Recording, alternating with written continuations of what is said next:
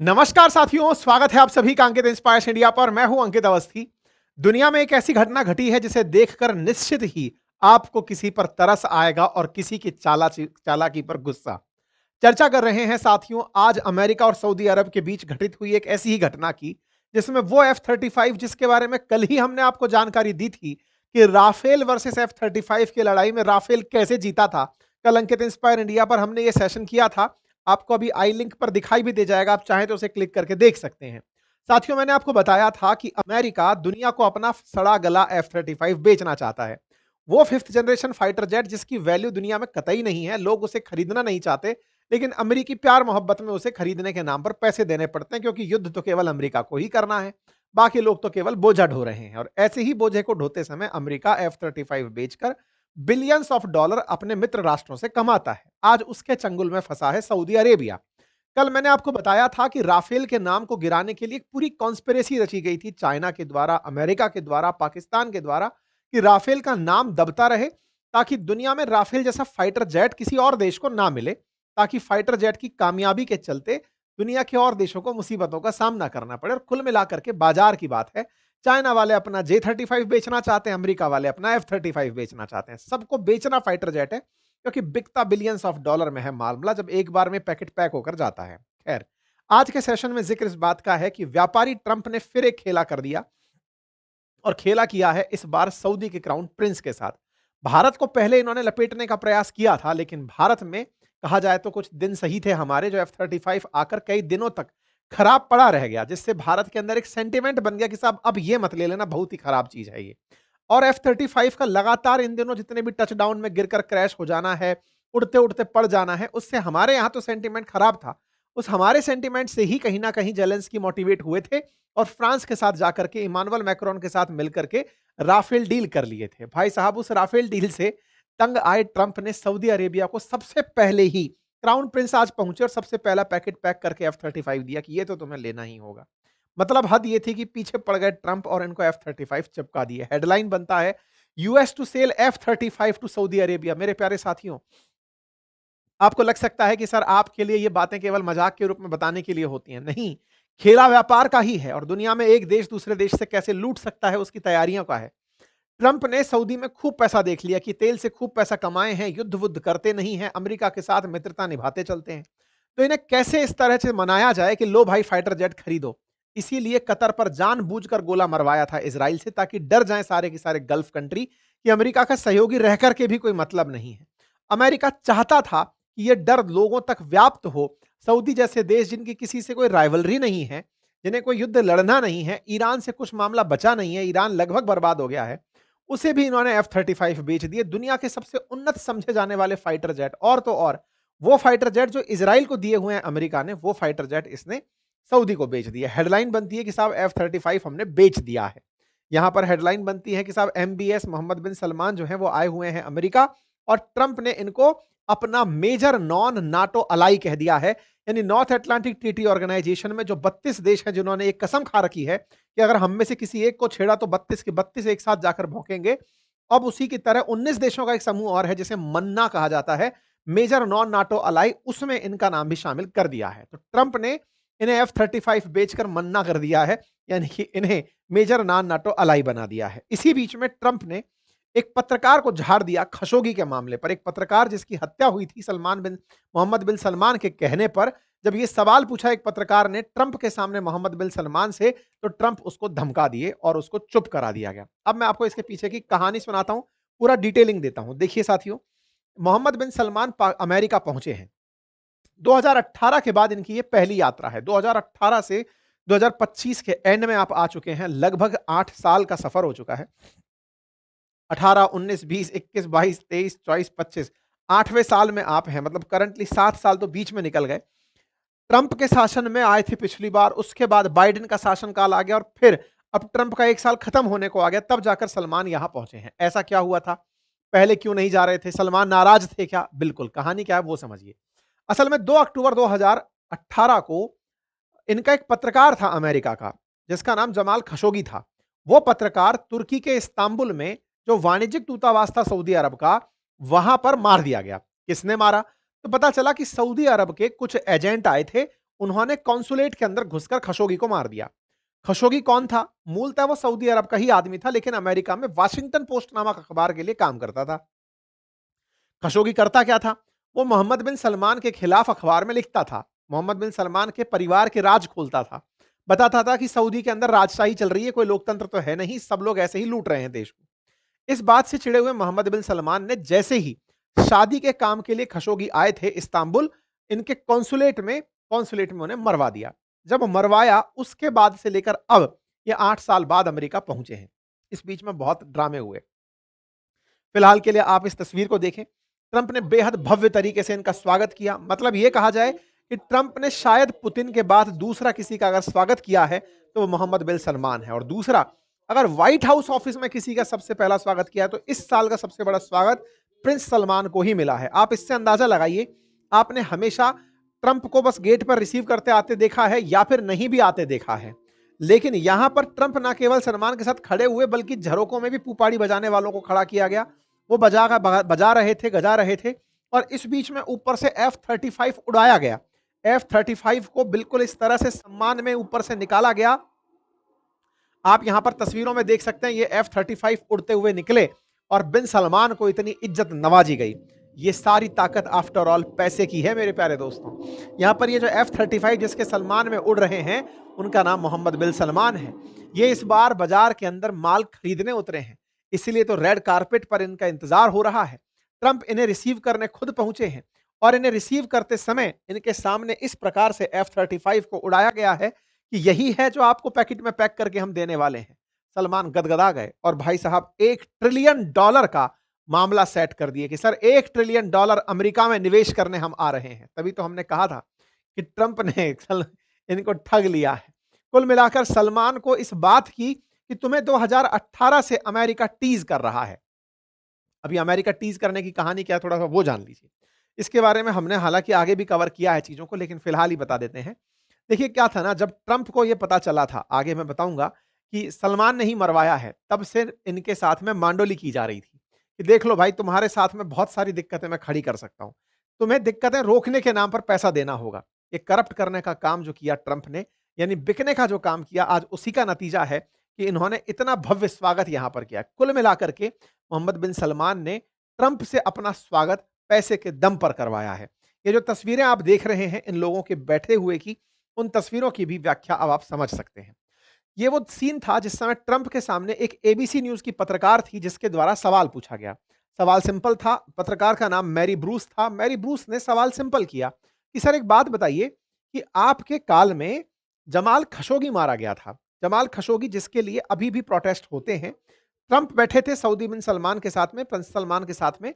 सामने खड़े पत्रकारों में से महिला पत्रकार जो एबीसी न्यूज की थी, उन्होंने सवाल पूछ लिया कि सर अमेरिका की ही रिपोर्ट में पता चला था कि वाशिंगटन पोस्ट के पत्रकार खशोगी को मोहम्मद बिन सलमान ने ही मारा था या उसके इशारों पर मरवाया गया था। दूसरा, आपका परिवार सऊदी अरब में व्यापार करता है, क्या आपको नहीं लगता कि अमेरिका की खुफिया एजेंसी खुद कह रही हैं कि यह सब काम मोहम्मद बिन सलमान का किया हुआ था और आपका परिवार उनके साथ व्यापार कर रहा है और आप इन्हें अब बिठाए बैठे हैं? इस पर ये चिढ़ गए। बोले पूछा तुम कहां से हो? तो उसने कहा साहब मैं तो उससे हूं, एबीसी न्यूज से हूं। बोले वो फर्जी खबर देता है। मतलब इन्होंने मुंह पर ही पत्रकारों को धमका दिया। इन मैडम को जो कि पूछ रही हैं सवाल, इनसे कह दिया कि वो तो फर्जी खबर देता है, तुम्हारा अखबार फर्जी है। एबीसी न्यूज को फर्जी खबर करार देकर के इन्होंने निकाल दिया। लेकिन अब आपको इस मामले की तह तक तो जाना पड़ेगा, क्योंकि जिस सवाल पर ट्रंप भड़के थे वो हकीकत थी। जमाल खशोगी की पत्नी अभी भी यही डिमांड करती हैं कि अमेरिका कभी तो अपनों के लिए बात करेगा। वाशिंगटन पोस्ट में लिखने वाले, खबर लिखने वाले जमाल खशोगी की मौत पर अमेरिका कुछ तो बोलेगा। अब थोड़ा खशोगी की कहानी आ ही गई है तो थोड़ा सा और ब्रीफ में समझ लेते हैं। ये है जमाल खशोगी। मूलतः रहने वाले सऊदी अरब के ही थे, लेकिन अमेरिकी नागरिक बन गए थे। अमेरिका में रहते थे और अमेरिका में वाशिंगटन पोस्ट के लिए लिखा करते थे। वाशिंगटन पोस्ट के लिए लिखा करते थे, लेकिन इन्हें अपनी शादी के सिलसिले में जाना हुआ था वाणिज्यिक दूतावास में, तुर्की के अंदर इस्तांबुल में इनकी शादी होनी थी इन मैडम के साथ में। और ये इस्तांबुल में जो सऊदी का कॉन्सुलेट है, हर देश का कॉन्सुलेट होता है दूसरे देश के साथ में, वाणिज्यिक दूतावास होता है जहां पर उन्हें व्यापार करना होता है। हर देश का होता है, कंपलसरी नहीं है, लेकिन जिन्हें व्यापार रखने होते हैं, जैसे भारत के अंदर अमेरिका का वाणिज्यिक दूतावास भी है, भारत का अमेरिका में वाणिज्यिक दूतावास भी है। मतलब ये एम्बेसी के अलावा कुछ और ऑफिसेज होते हैं जहां पर व्यापार संबंधी भी बातें की जा सकती हैं। यहाँ पर खशोगी एक ऐसे ही इस्तांबुल के अंदर वाणिज्यिक दूतावास में घुसते हुए दिखाई देते हैं जो सऊदी अरब का बना हुआ है। ये घुसते दिखाई तो देते हैं लेकिन कभी वापस आते हुए दिखाई नहीं देते। एक वीडियो वायरल होता है जिसमें ये जाते हैं और इनके पीछे से कुछ और लोग एंट्री करते हैं। बस ये आखिरी वीडियो उनका रिकॉर्ड होता है 2 अक्टूबर 2018 को। जानकारी मिलती है कि ये कहानी यहीं पर समाप्त हो गई थी। सलमान ने आदेश दिया था कि इन्हें वहीं मार दो। मोहम्मद बिन सलमान के ऊपर लगा आरोप, देखिए जो कॉन्सुलेट होता है ना, वो उस देश की विरासत मतलब प्रॉपर्टी होती है। जैसे अमेरिका का कॉन्सुलेट अगर भारत में है, तो वो अमेरिका की ही प्रॉपर्टी है, मतलब अमेरिकी ही कानून उसमें लागू होते हैं, भारत के कानून उसमें लागू नहीं होते। लेकिन तुर्की ने बाकायदा बार-बार वो वीडियो जारी करके बताया कि देखो खशोगी अंदर गया था, बाहर नहीं आया, ये सऊदी के अंदर ही मारा गया, यानी सऊदी ने ही मरवाया है। तो ये जानकारी बाहर निकल कर आने लगी। जब बाहर जानकारी निकल कर आई तो ट्रंप उस समय राष्ट्रपति हुआ करते थे अमेरिका के। ट्रंप ने कहा अगर खशोगी को सऊदी ने मरवाया है तो मैं उनके ऊपर प्रतिबंध लगाऊंगा। ट्रंप ने कहा कि मैं सीवियर पनिशमेंट दूंगा अगर खशोगी की हत्या के पीछे सऊदी का हाथ हुआ। यह अक्टूबर 2018 की खबर है जब ट्रंप धमका रहे थे सऊदी को। लेकिन सऊदी जानता था कि ट्रंप बिकाऊ हैं, ट्रंप एक व्यापारी हैं जिन्हें खरीदा जा सकता है। ऐसे में प्रिंस सलमान ने ट्रंप के साथ डीलिंग करना शुरू किया। ट्रंप अपने पूरे कार्यकाल में फाइल दबाकर बैठ गए। कहा कि मैं इस बारे में कुछ नहीं कहूंगा। ऐसे में ट्रंप के प्रशासन के द्वारा सऊदी के कई ऑफिशियल्स पर तो पाबंदी लगाई गई, लेकिन सलमान के ऊपर कोई पाबंदी नहीं लगी। इलेक्शन जब आए 2020 में, तो बाइडेन खड़े हुए और उन्होंने कहा कि मैं खशोगी की हत्या के जुल्म में मोहम्मद बिन सलमान पर पनिशमेंट लगाऊंगा, उनके ऊपर प्रतिबंध लगाऊंगा अगर मैं जीत कर आता हूं। अमेरिकी जनता ने बाइडेन को चुनाव जिता दिया। बाइडेन चुनाव जीतकर आते हैं, सोचते हैं कि अब वो सलमान पर कोई कार्रवाई करेंगे, लेकिन समय बीतता जाता है। बाइडेन पूरे 4 साल कंप्लीट कर जाते हैं, लेकिन प्रिंस सलमान का बाल भी नहीं बिगाड़ पाते हैं। कारण क्या था? 2022 में पुतिन ने यूक्रेन को कूटना पीटना शुरू कर दिया था। ऐसे में दुनिया में तेल के भाव बढ़ने लगे। अमेरिका को मजबूरन सऊदी के साथ समझौता करना पड़ा कि तुम तेल का उत्पादन बढ़ाओ ताकि दुनिया में तेल की कीमतें घटी रहें, ताकि लोग अमेरिका को क्रिटिसाइज ना करें। यूएस की इसी बीच में इंटेलिजेंस रिपोर्ट आ जाती है कि मोहम्मद बिन सलमान ने ही खशोगी मरवाया था, लेकिन उस पर कुछ नहीं होता। हर तरह की खबरें थी, सब फाइलें दबा दी गई, सारी न्यूज, सारी मीडिया ब्रीफिंग्स, यूएस ने सब कुछ किया, लेकिन सलमान का कुछ नहीं बिगाड़ पाए। ऐसे में बाइडेन को मजबूरन में सऊदी अरब आना पड़ा। जो बाइडेन चुनाव में यह कहकर उतरे थे कि मैं जीत गया तो मैं इनके ऊपर प्रतिबंध लगाऊंगा, वो मजबूरन इनसे मिलने आए, लेकिन मिलते समय इन्होंने इस तरह से मुट्ठी मिलाकर के हाथ मिलाया, हैंड शेक नहीं किया। कहा जाता है कि इधर से सलमान नाराज थे, इधर से इनकी अपनी मतलब कुछ थी डिप्लोमेसी। तो ये दृश्य काफी इंपॉर्टेंट बना जब बाइडेन मुट्ठी लेकर के ही आगे बढ़े थे कि हाँ भाई मजबूरी में हमें आना पड़ रहा है। लेकिन बाइडेन का यहां पर बढ़िया स्वागत सत्कार हुआ था सऊदी के अंदर। ट्रंप ये जानते थे कि सऊदी के साथ में व्यापार ही एकमात्र ऑप्शन है, इनके साथ दुश्मनी ऑप्शन नहीं है, क्योंकि दुनिया में सबसे बड़े तेल उत्पादक देशों में और सुन्नी मुसलमानों के सबसे बड़े लीडर्स में सऊदी का नाम आता है। इस बात को समझते हुए ही इन्हें इस हत्या के जुल्म से बरी कर दिया गया। ट्रंप प्रशासन ने इनके साथ जो प्यार निभाया, असल में वो प्यार मजबूरी में पनपा था। रशिया और यूक्रेन के युद्ध में सऊदी का तेल चाहिए था, इसीलिए बाइडेन ने इनके ऊपर कोई प्रतिबंध नहीं लगाया।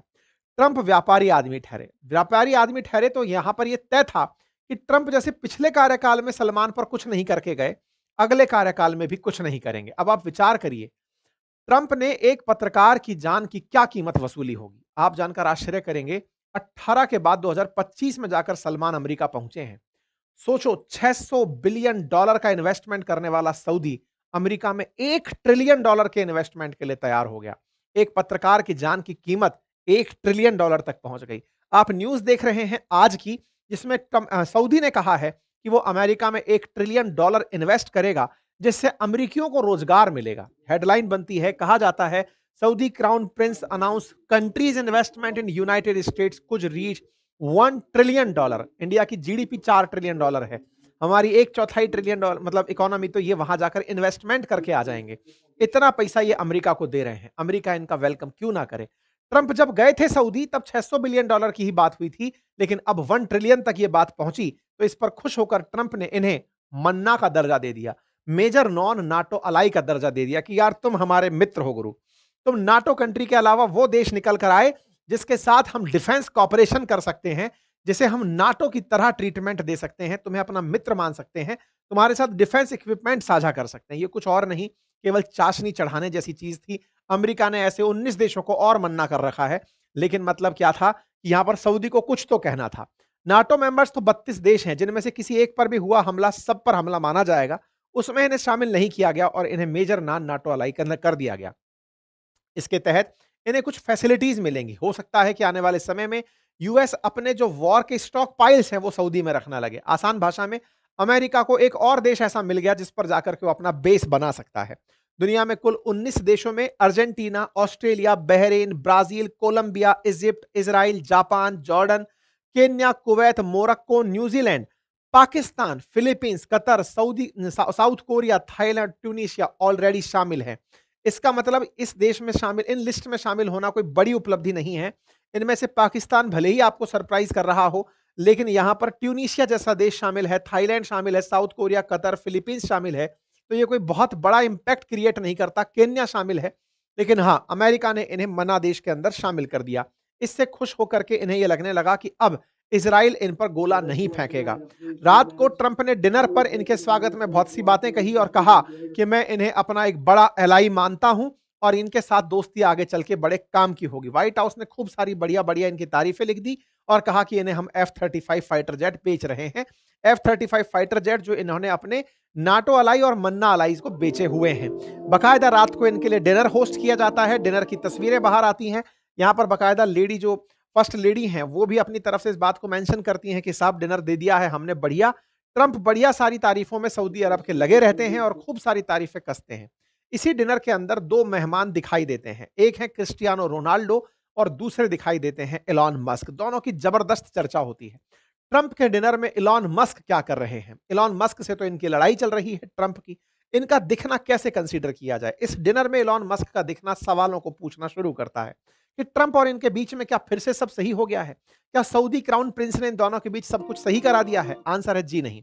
असल में आपको यदि याद हो तो ये 13 मई की कटिंग है, जिस समय ट्रंप जब सऊदी की यात्रा पर गए थे तो इलॉन मस्क को सऊदी लेकर गए थे। तो जब लेकर गए थे तो इस मीटिंग में भी मिलाना जरूरी था, क्योंकि इस मीटिंग में वही डील अब फाइनल होने जा रही थी जब गए थे तब जो करके आए थे। ऐसे में यहां पर सऊदी के डिनर में जब ये मीटिंग रखी जाती है तो ट्रंप आते ही एलॉन मस्क को टच करते हुए आगे बढ़ते हैं, एक केमिस्ट्री शो करते हैं कि एलॉन मस्क और ट्रंप साथ में हैं।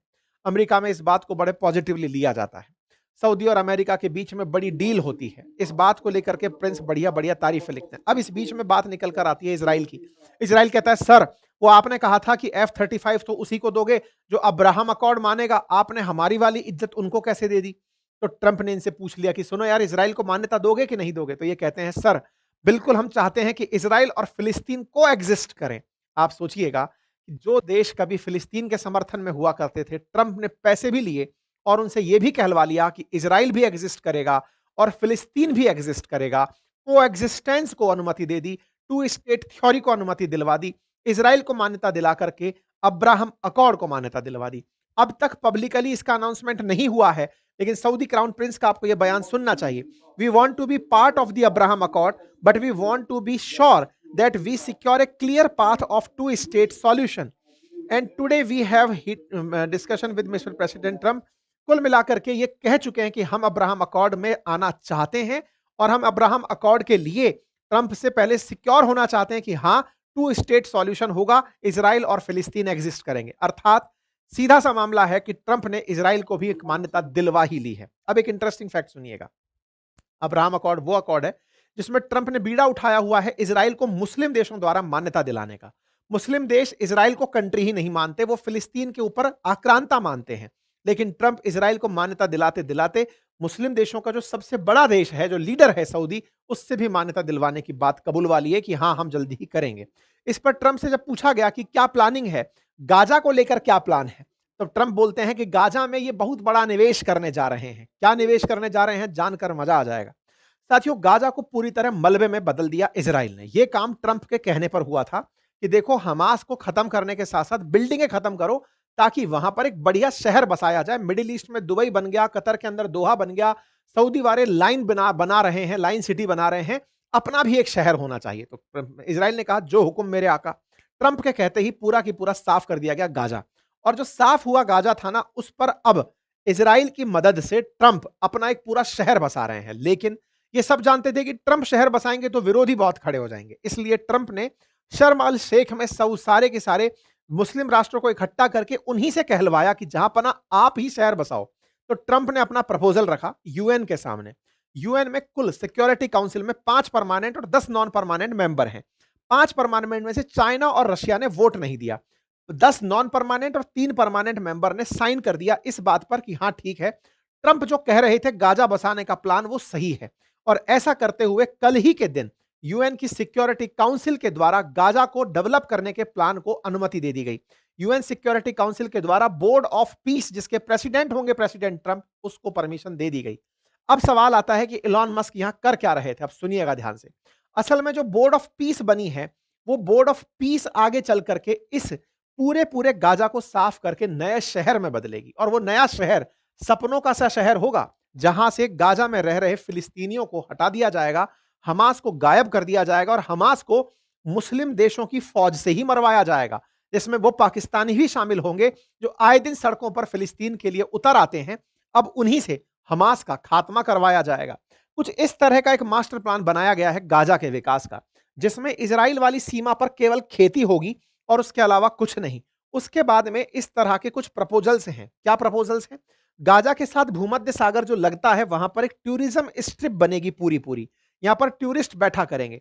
यहां पर टूरिस्ट के साथ साथ एक एयरपोर्ट बनेगा, जो कि बिल्कुल इजिप्ट के बॉर्डर के किनारे बनेगा। साथ ही साथ में एक ट्राम रेल चलाई जाएगी और वो रेल खेती हो रही और भीड़ के बीच में एक रेल लाइन चलेगी, जो कि पूरी तरह गाजा के चक्कर काटा करेगी। इसके साथ साथ कुछ न्यू लैंड डेवलप की जाएगी और उस न्यू एरिया के अंदर कुछ नए मलबे को, जो कि मतलब जो यहाँ का मलबा है, उस मलबे को निकालकर समुंदर में भर करके कुछ आइलैंड जैसी चीजें, जैसे सऊदी ने बना रखी हैं, जैसे यूएई ने बना रखी हैं, ऐसे यहां पर मेडिटेरेनियन सी के अंदर मलबे से कुछ नए आइलैंड टाइप की स्ट्रक्चर्स बनाई जाएंगी। मतलब एक प्रकार से यह समझिएगा कि ये जो 30% एरिया ग्रीनलैंड के नाम पर छोड़ दिया जा रहा है, जो इजराइल वाला बॉर्डर है, यहां से जो जगह खत्म होगी, उस जगह को कंप्लीट करने के लिए समुद्र के अंदर जगह पैदा कर ली जाएगी। यहाँ के मलबे से इतना मलबा बना है कि वो समुद्र के अंदर एक नई जगह क्रिएट कर देगा। इस तरह से इजिप्ट के इस तरह से यहां पर पूरे 10 नए मेगा प्रोजेक्ट चलेंगे और उन मेगा प्रोजेक्ट में से इलॉन मस्क अपने एक स्मार्ट मैन्युफैक्चरिंग जोन यहां पर डालेंगे। इसीलिए ये सब लोग यहां एकत्रित हुए थे। यहां पर गाजा इंफ्रा बनेगा, अब्राहम गेटवे बनेगा, एमबीएस रिंग बनेगी, अब्राहम मतलब इस प्रकार के तमाम गाजा पोर्ट और एयरपोर्ट बनेगा। ये सब चीजें बनेंगी और ट्रंप का गाजा ट्रंप रिवेरा और आइलैंड बनेंगे, जो कि गाजा के अंदर तैयार किए जाएंगे। ये पूरा शहर इस तरह से बदल दिया जाएगा। फिलिस्तीन का नामो निशान खत्म हो जाएगा। एक इंटरनेशनल सिटी के रूप में गाजा सिटी बनकर आ जाएगी, जिसमें बहुत सारे टूरिज्म डेस्टिनेशन, एक तरह से समझिए कि गाजा की जो प्राइम लोकेशन है ना, वो प्राइम लोकेशन दुबई से भी जबरदस्त है। मतलब आने वाले समय में दुबई से ज्यादा बेहतरीन सिटी होगी गाजा। इस प्लान के साथ में अब ये सब लोग लग रहे हैं। इन सब लोगों ने, जैसे होता है ना कि हाँ भाई चलो अब चांद पर जमीन लेनी है, ऐसे गाजा को साफ करके भूमध्य सागर का सबसे खूबसूरत शहर बना देंगे।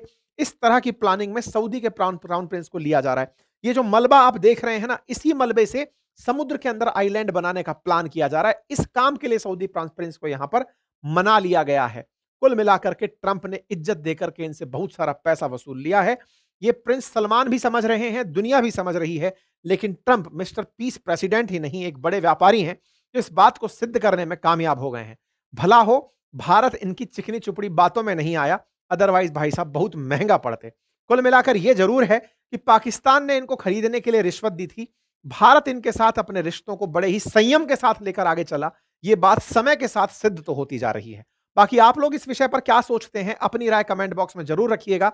चैनल पर नए हैं तो सब्सक्राइब कर लीजिए और हाँ, फ्री में डीमैट अकाउंट खोलने के लिए हम आपको एक लिंक कमेंट बॉक्स में पिन कर रहे हैं। अगर आप ट्रेडिंग करना चाहते हैं तो वहां पर आप फ्री डीमैट अकाउंट खोल सकते हैं। साथ ही साथ बातें बाजार की एप्लीकेशन पर स्टॉक मार्केट और म्यूचुअल फंड से रिलेटेड मेरे कोर्स उपलब्ध हैं, आप उन्हें वहां से जाकर देख सकते हैं, सीख सकते हैं। धन्यवाद।